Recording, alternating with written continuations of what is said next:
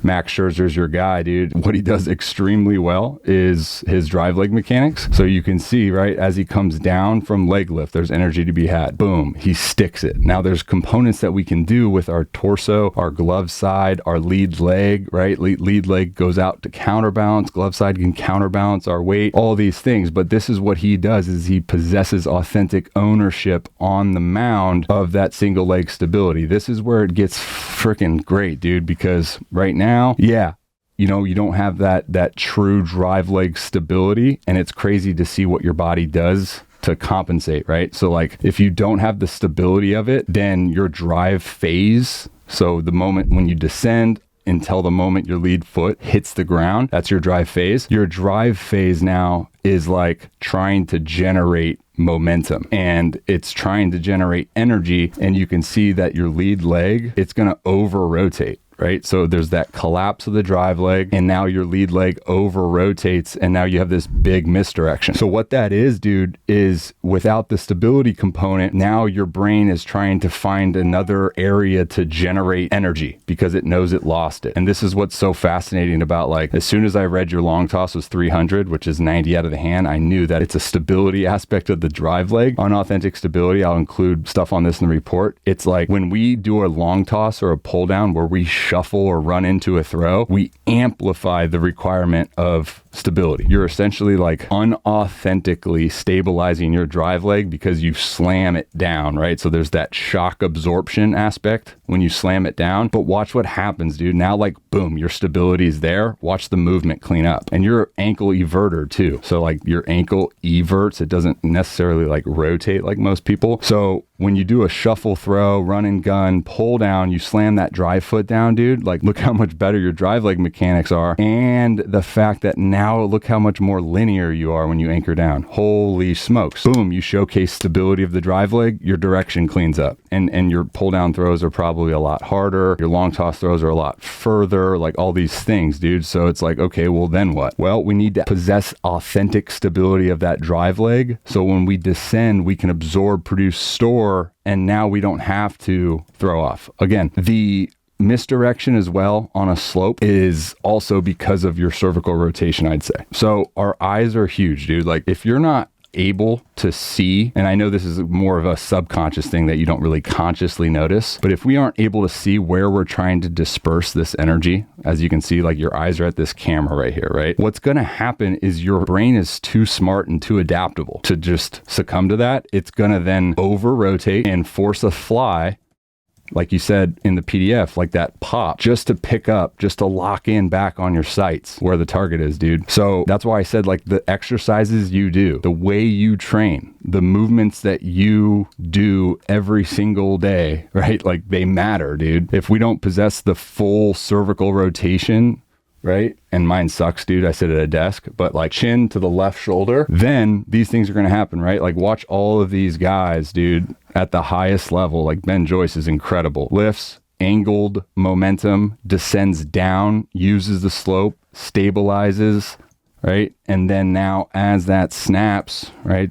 Rotation here, his eyes are picked up, dude, right? There's no compensations here for his body to have to then do anything else. All of this tension, and that's all the throw is: energy, energy, energy, energy, energy. How are we going to create and generate energy in our throw, right? There's, I would say, 3 major sources of energy: ground force energy, forward momentum, acceleration energy, and hip shoulder separation, rotational energy, right? Stretch. So right now, like, you actually do a lot of things well. You're an athlete, dude. Like, you know how to throw. You have good rhythmic movements. I just think that there's like this one piece of your drive leg that's breaking down, and it's causing like too many ripple effects to truly like decide like, oh, how do I fix this? Like you said with the arm path, how do I do this? How do I do that? All of it, dude, I think is stemming from things in the beginning of the throw. And I'm all for glove tap. I'm all for a rhythmic move like that. I think a lot of this is going to come down to the things that you do every single day, right? The movements that you're doing every day. Kopech's another good example, right? So when we descend, there's force to be had. Boom, lock it in. This is the thing I said with the counterbalance of the lead leg and the glove arm. Use those as a counterbalance, right? And we'll program some drill progressions for you to do where you can throw like a 2-pound counterbalance in a 3-pound weighted ball in, or a 2-pound wrist weight on your lead leg, just to over amplify the feel. And these things are going to then stabilize. And again, this is all stuff like, yeah, perfect world scenario, we would have authentic stability to be able to possess the stability on our own, to manage all of the force that's moving throughout our body. Like, that would be the picture perfect ideal scenario. But we don't live in a picture perfect ideal scenario all the time, which means if we have to,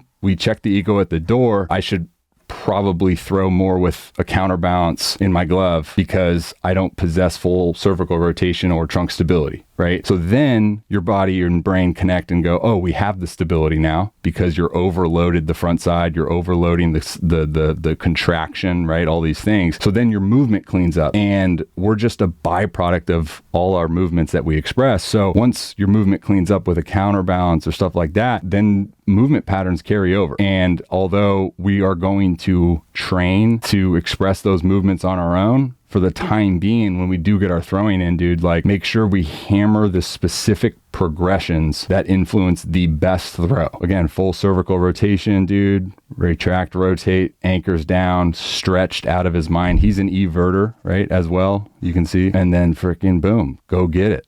Go get it. But you're not able to get into these positions, especially with like that linear energy distribution, because of this. Your eyes aren't locked in, so your body goes, dude, we got to pull. And it's like two things too, right? Because one is like, okay, I'm so counter rotated and I don't have full cervical rotation, so I'm going to have to pull. And then two is like your drive leg instability is then forcing you to try to create more ground. And what I mean by that is like trying to create more space with your lead foot, which is then causing that over rotation of the lower half, because it's trying to create more space to give yourself more time to pick back up, right? Where does that leave us?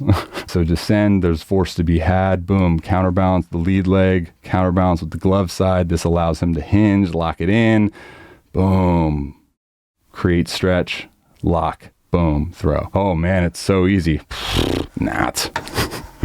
Yeah, the throw is not easy, dude, but I'm pumped because, like, it's always tough for me sometimes when I do these analysis stuff, because it's like the hard ones are like where it's like, man, I throw 80, and then I look at the delivery and it's like, that's a pretty sound delivery. There's not many things that are jumping off the page that are like drastically need to fix. This is like, oh, great, dude, you throw freaking 82 and there's these compensations that's probably limiting you about 10 miles an hour.